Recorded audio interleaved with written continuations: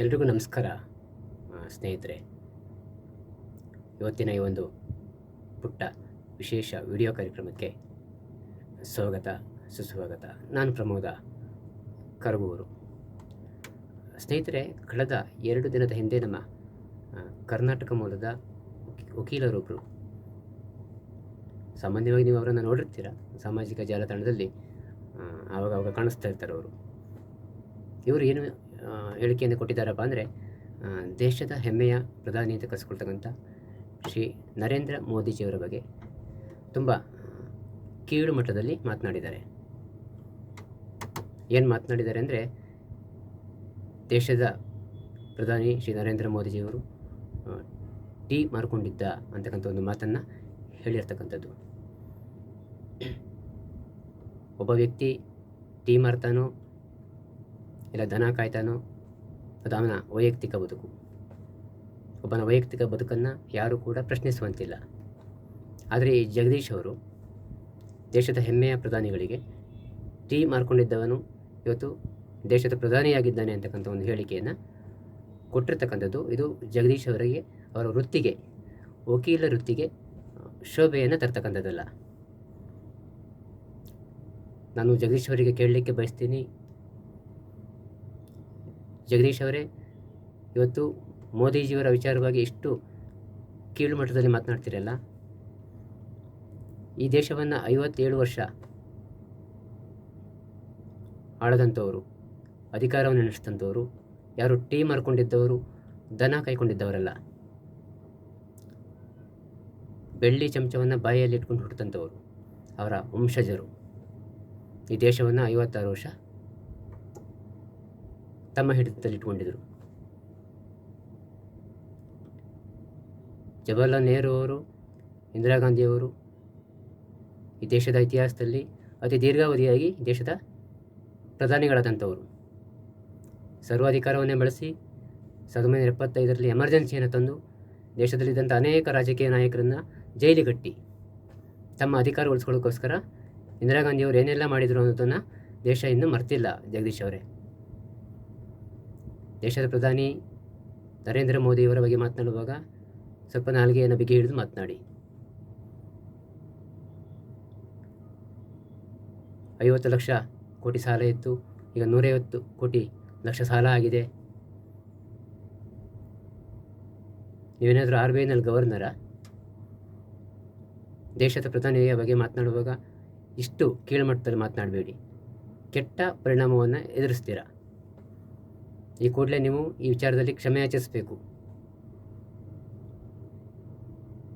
ಒಟ್ಟಾರೆಯಾಗಿ ದೇಶದ ಭದ್ರತಾ ವಿಚಾರವಾಗಿ ನರೇಂದ್ರ ಮೋದಿಯವರ ಸರ್ಕಾರ, BJP NDA ಸರ್ಕಾರ ಆಗಿರ್ಬೋದು, ಹಿಂದೆ ಇದ್ದಂಥ BJP ಸರ್ಕಾರವೇ ಆಗಿರ್ಬೋದು, ಈಗ ಅಧಿಕಾರದಲ್ಲಿ ಇರ್ತಕ್ಕಂಥ BJP ತನ್ನ ಒಂದು ಶಕ್ತಿಯನ್ನು ಕಳೆದುಕೊಂಡು NDA ಜೊತೆಗೆ ಸರ್ಕಾರವನ್ನು ಮಾಡಿರ್ತಕ್ಕಂಥದ್ದು. ಅದರ ಹಿಂದೆ BJPಗೆ ಮೆಜಾರಿಟಿ ಇತ್ತು. 11 ವರ್ಷದ ಅವಧಿಯಲ್ಲಿ ಇವರು ದೇಶದ ರಕ್ಷಣಾತ್ಮಕ ವಿಚಾರದಲ್ಲಿ ತೆಗೆದುಕೊಂಡಂಥ ನೀತಿ ಇದೆಯಲ್ಲ, ಎಂಥವರು ಕೂಡ ಮೆಚ್ಚತಕ್ಕಂಥದ್ದು. ನಿಮಗೆ ನಾಚಿಕೆ ಆಗಬೇಕು ಜಗದೀಶ್ ಅವರೇ. ನಾನೊಬ್ಬ ಹಿಂದೂ, ನಾನೊಬ್ಬ ಜಗದೀಶು ಅಂತ ರಸ್ತೆಯಲ್ಲಿ ನಿಂತ್ಕೊಂಡು ಮಾತನಾಡೋದಲ್ಲ. ಜಮ್ಮು ಮತ್ತು ಕಾಶ್ಮೀರ, ಭಾರತ ಪಾಕಿಸ್ತಾನ ಗಡಿಯ ವಿಚಾರದಲ್ಲಿ, ಭಾರತ ಚೀನಾದ ಗಡಿಯ ವಿಚಾರದಲ್ಲಿ ಇವರು ತೆಗೆದುಕೊಂಡಂಥ ನಿರ್ಧಾರಗಳು, ಹಾಗೆ ಕಾಶ್ಮೀರದ ವಿಚಾರವಾಗಿ ಮಾತನಾಡೋಣ. 370 ಆ್ಯಕ್ಟ್ ಆಗಿರ್ಬೋದು, 35A ಕಲಂ ಆಗಿರ್ಬೋದು. ಜಮ್ಮು ಮತ್ತು ಕಾಶ್ಮೀರ ಪ್ರತ್ಯೇಕತಾವಾದಿಗಳು, ಭಯೋತ್ಪಾದಕರ ಕೈಯಲ್ಲಿ ನರಳುತ್ತಾ ಇತ್ತು, ಕೊತನೆ ಕುದಿತಾ ಇತ್ತು. ದೇಶದ ಸೇನಾ ವ್ಯವಸ್ಥೆ ಮೇಲೆ ಕಲ್ಲು ತೂರ್ತಾ ಇದ್ರು ಅಯೋಗ್ಯರು. ಇಂಥ ಅಯೋಗ್ಯರಿಗೆ ಒಂದಷ್ಟು ಲಪಂಗಗಳು ಬೆನ್ನೆಲುಬಾಗಿ ನಿಂತಿದ್ದರು, ಅವರಿಗೆ ಹಣವನ್ನು ಕೊಡಲಿಕ್ಕೆ, ಸಹಾಯವನ್ನು ಮಾಡಲಿಕ್ಕೆ. ಇವತ್ತು ಅದೇ ಲಪಂಗಗಳೇ ಇವತ್ತು ಕಾಶ್ಮೀರದಲ್ಲಿ ಅಧಿಕಾರದಲ್ಲಿರ್ತಕ್ಕಂಥದ್ದು. ಶೇಖ್ ಅಬ್ದುಲ್ಲಾ ಕುಟುಂಬದವರು, ಫಾರೂಕ್ ಅಬ್ದುಲ್ಲಾ ಆಗಿರ್ಬೋದು, ಒಮರ್ ಅಬ್ದುಲ್ಲಾ ಆಗಿರ್ಬೋದು, ಯಾವನೇ ಆಗಿರ್ಬೋದು, ಹಿಂದೆಲ್ಲ ಅವರು ದೇಶದ ವಿಚಾರದಲ್ಲಿ ಹೇಗೆಲ್ಲ ನಡ್ಕೊಂಡಿದ್ದಾರೆ. ಇವತ್ತು ಅಂಥವರ ಕೈಗೆ ಕಾಶ್ಮೀರವನ್ನು ಕೊಟ್ಟಿರ್ತಕ್ಕಂಥದ್ದು ಅಲ್ಲಿನ ಅಯೋಗ್ಯರು. ನಾಚಿಕೆ ಆಗಬೇಕು ಅವರುಗಳಿಗೆ. ನಿಮಗೆ ದಮ್ಮಿದ್ರೆ, ತಾಕತ್ತಿದ್ದರೆ ಅವ್ರ ಬಗ್ಗೆ ಮಾತನಾಡಿ. ಹೇಗಾದರೂ ಮಾಡಿ ಪಾಕಿಸ್ತಾನಕ್ಕೆ ಕಾಶ್ಮೀರವನ್ನು ಸೇರಿಸಬೇಕು ಅಂತಕ್ಕಂಥ ಒಂದು ಮನಸ್ಥಿತಿ ಇಟ್ಕೊಂಡಿರ್ತಕ್ಕಂಥ ಕೆಟ್ಟ ಹೊಳೆಗಳು. ಇತಿಹಾಸ ತಿಳಿದಿದ್ದೀರಾ ನೀವುಗಳು? ಶೇಖ್ ಅಬ್ದುಲ್ಲಾ ಇದ್ದಾಗ ಏನಾಯಿತು, ಆತ ಏನು ಮಾಡ್ದ, ತದನಂತರ ಆದಂಥ ಬೆಳವಣಿಗೆ ಏನು, ಕಾಶ್ಮೀರ ಏನಾಯಿತು, 80-90 ದಶಕದಲ್ಲಿ ಏನಾಯಿತು, ಅಲ್ಲಿ ಸರಣಿ ಕೊಲೆಗಳಾದವು, ಲಕ್ಷಾಂತರ ಜನ ಓಡಿ ಬಂದರು ಕಾಶ್ಮೀರವನ್ನು ಬಿಟ್ಟು. ಅಷ್ಟು ಜನ ಜಮ್ಮುವಿಗೆ ಓಡೋದ್ರು, ಅಷ್ಟು ಜನ ಲಡಾಖ್ಗೆ ಓಡೋದ್ರು, ಅಷ್ಟು ಜನ ಡೆಲ್ಲಿಗೆ ಓಡಿ ಬಂದರು. ಅಯೋಗ್ಯರ ಥರ ಮಾತನಾಡಬೇಡಿ ಜಗದೀಶ್ ಅವರೇ, ನಾಲ್ಗೆಯನ್ನು ಬಿಗಿ ಹಿಡಿದು ಮಾತನಾಡಿ. ನರೇಂದ್ರ ಮೋದಿ ಬಂದು ಏನು ಮಾಡಿದ್ದಾರೆ ಹೇಳೋದಕ್ಕೆ ನಾಚಿಕೆ ಆಗೋಲ್ಲನ್ರಿ ನಿಮಗೆ? ನನ್ನದೇ ಕಾಲಘಟ್ಟದಲ್ಲಿ ಏನು ಹೇಳ್ತೀನಿ, ಮೊನ್ನೆ ತಾನೇ ತೀರ್ಕೊಂಡ್ರು ಡಾಕ್ಟರ್ ಮನಮೋಹನ್ ಸಿಂಗ್ ಅವರು. 2004ರಿಂದ 2014 ತನಕ ದೇಶದ ಪ್ರಧಾನಿಗಳಾಗಿದ್ದರು ಕಾಂಗ್ರೆಸ್ UPA ಮೈತ್ರಿಕೂಟದಲ್ಲಿ. ಇವರ ಕಾಲಘಟ್ಟದಲ್ಲಿ ದೇಶದ ರಕ್ಷಣಾತ್ಮಕವಾಗಿ ಇವರು ತೆಗೆದುಕೊಂಡಂಥ ನೀತಿಗಳು ಅಸಹ್ಯ ಹುಟ್ಟಿಸುತ್ತೆ. ವಾಜಪೇಯಿ ಅವರು ಪ್ರಧಾನಿಯಾಗಿದ್ದಂಥ ಕಾಲದಲ್ಲಿ POTA prevention of terrorism act ಒಂದು ಕಾಯ್ದೆಯನ್ನು ಜಾರಿಗೆ ತಂದಿದ್ದರು. ಯಾಕೆ ತಂದರು ಗೊತ್ತಾ? 2001 ಡಿಸೆಂಬರ್ 13ರಂದು ದೇಶದ ಪ್ರಜಾಸತ್ತೆಯ ದೇಗುಲ ಅಂತ ಕರೆಸ್ಕೊಳ್ತಕ್ಕಂಥ ಪಾರ್ಲಿಮೆಂಟ್ ಮೇಲೆ ಪಾಕಿಸ್ತಾನಿ ಮೂಲದ ಉಗ್ರ ಸಂಘಟನೆ ದಾಳಿಯನ್ನು ನಡೆಸುತ್ತೆ. ನಂತರ ಈ ರೀತಿ ಆಗಬಾರ್ದು, ಮುಂದಿನ ದಿನಗಳಲ್ಲಿ ದೇಶದ ಒಂದು ಸಂಸತ್ತಿಗೆ ಭದ್ರತೆ ಇರಬೇಕು ಅನ್ನೋ ನಿಟ್ಟಿನಲ್ಲಿ, ಹಾಗೆ ದೇಶದ ಒಂದು ರಕ್ಷಣಾತ್ಮಕ ವಿಚಾರವನ್ನು ಗಮನದಲ್ಲಿಟ್ಟುಕೊಂಡು ಪ್ರಿವೆನ್ಷನ್ ಆಫ್ ಟೆರರಿಸಮ್ ಆ್ಯಕ್ಟ್ ಅಂದರೆ POTAಯನ್ನು ಜಾರಿಗೆ ತರುತ್ತೆ ವಾಜಪೇಯಿಯವರ ಒಂದು ಸರ್ಕಾರ. ಆದರೆ ಈ ಮಹಾನುಭಾವರುಗಳು, ಮುಟ್ಟಾಳರು, ಕಾಂಗ್ರೆಸ್ನವರು ಅಧಿಕಾರಕ್ಕೆ ಬರ್ತಾರೆ.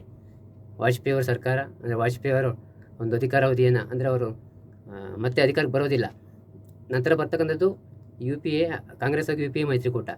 ಇವರು ಅಧಿಕಾರಕ್ಕೆ ಬಂದ ಮೇಲೆ ಈ POTA prevention of terrorism act ಏನಿದೆ ಇದನ್ನು ಕಿತ್ತಾಕ್ತಾರೆ ಈ ಅಯೋಗ್ಯರು. ಯಾವಾಗ POTAಯನ್ನು ಇವರು ಕಿತ್ತಾಕ್ತಾರೋ, ಆ ಕಾಯ್ದೆಯನ್ನು ತೆಗೆದುಹಾಕ್ತಾರೋ, ಮತ್ತು ಭಯೋತ್ಪಾದಕರು ದೇಶದಲ್ಲಿ ಬಾಲವನ್ನು ಬಿತ್ತಾರೆ. ದೇಶದುದ್ದಕ್ಕೂ ಸರಣಿ ಸ್ಫೋಟಗಳು, ಅಕ್ಷರಧಾಮದ ಮೇಲೆ ದಾಳಿಯಾಗುತ್ತೆ, ಮುಂಬೈ ಮೇಲೆ ದಾಳಿಯಾಗುತ್ತೆ, ಹೈದರಾಬಾದ್ ಮೇಲೆ ದಾಳಿಯಾಗುತ್ತೆ, ಬೆಂಗಳೂರು ಮೇಲೆ ದಾಳಿಯಾಗುತ್ತೆ. ಜಗದೀಶ್ ಅವ್ರು ಯಾವತ್ತು ನೀವು ಎಲ್ಲಿ ಮಲಗಿದ್ರಿ? ಯಾಕೆ ಗಂಡಸ್ತನ ಇರಲಿಲ್ವ ಅವತ್ತು ಮಾತನಾಡೋದಕ್ಕೆ? ದಮ್ಮಿ ಇರಲಿಲ್ವಾ? ಇವತ್ತು ದೇಶದ ಪ್ರಧಾನಿ ಮೋದಿಯವ್ರ ಬಗ್ಗೆ ಮಾತನಾಡ್ತೀರಾ? ಇನ್ನೊಂದು ಸರಿ ದೇಶದ ಪ್ರಧಾನಿ ನರೇಂದ್ರ ಮೋದಿಯವರ ಬಗ್ಗೆ ಮಾತನಾಡಿದರೆ ನೀವು ವಕೀಲರೇ ಇರ್ಬೋದು, ನಾನು ನಿಮ್ಮ ಮೇಲೆ ಕೇಸ್ ಹಾಕಿಸ್ತೀನಿ. ನೀನಾ ಅಥವಾ ನಾವ ನೋಡೇ ಬಿಡೋಣ. ಏಕವಚನದಲ್ಲೇ ಹೇಳ್ತಾ ಇದ್ದೀನಿ, ದೇಶದ ಪ್ರಧಾನಿಯ ಬಗ್ಗೆ ಮಾತನಾಡುವಾಗ ಹುಷಾರಾಗಿ ಮಾತನಾಡಿ. ಯಾಕ್ರಿ ನೀವು ದೇಶದ ಪ್ರಧಾನಿಗಳ ಬಗ್ಗೆ ಮಾತನಾಡ್ತೀರಾ? ನಿಮ್ಗೆ ಯಾವ ನೈತಿಕತೆ ಇದೆ? ನೀವು ಇರ್ತಕ್ಕಂಥ ಹುದ್ದೆ ಏನಿದೆ ಅದನ್ನು ಸರಿಯಾಗಿ ನಿಭಾಯಿಸಿ, ನಿಮಗೆ ತಾಕತ್ತಿದ್ರೆ. ಅದನ್ನು ಬಿಟ್ಟು ದೇಶದ ಪ್ರಧಾನಿಗಳ ಬಗ್ಗೆ ಈ ರೀತಿ ಅವಹೇಳನಕಾರಿಯಾಗಿ ಮಾತನಾಡಿದರೆ ನಿಮ್ಮ ಮೇಲೆ ಕೇಸ್ ಹಾಕಿಸ್ತೀನಿ. ಸ್ನೇಹಿತರು, ಮುಂದಿನ ಒಂದು ವಿಡಿಯೋ ಕಾರ್ಯಕ್ರಮದಲ್ಲಿ ಮತ್ತೆ ನಿಮ್ಮನ್ನು ಭೇಟಿಯಾಗ್ತೀನಿ. ನನ್ನ ಒಂದು ಮಾತಿನಲ್ಲಿ ಏನಾದರೂ ತಪ್ಪಿದರೆ ನನ್ನನ್ನು ಕ್ಷಮಿಸಿ. ಮುಂದಿನ ಕಾರ್ಯಕ್ರಮದಲ್ಲಿ ಮತ್ತೆ ಇನ್ನೊಂದು ವಿಷಯದೊಂದಿಗೆ ಮತ್ತೆ ನಾನು ನಿಮ್ಮನ್ನು ಭೇಟಿಯಾಗ್ತೀನಿ. ನಾನು ಪ್ರಮೋದಾಕರ ಗೂರು. ನಮಸ್ಕಾರ ವೀಕ್ಷಕರೇ, ಧನ್ಯವಾದಗಳು.